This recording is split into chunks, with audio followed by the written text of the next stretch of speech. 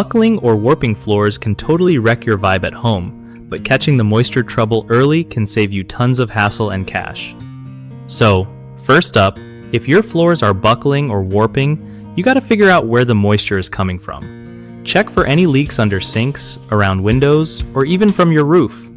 If you spot a leak, fix it as soon as possible because water just loves to mess with wood floors.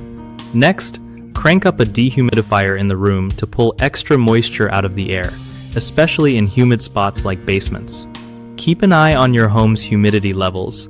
Ideally, aim for about 30 to 50% so your floors don't soak up too much water. If some boards are already shot, replace them instead of trying to patch them up.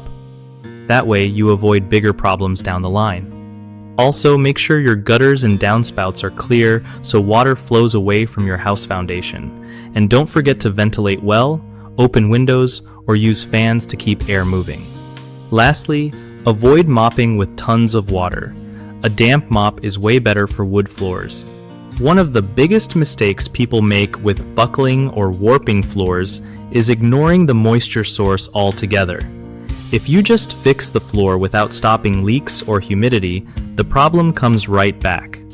Another common slip-up is using harsh cleaning products or soaking the floor.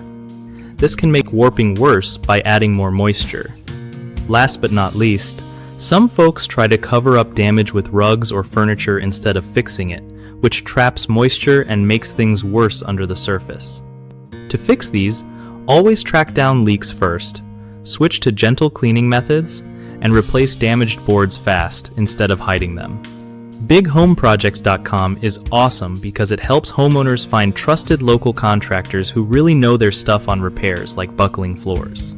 Plus, if you're a contractor, it's a solid way to connect with people who need your skills and get steady work without all the hassle.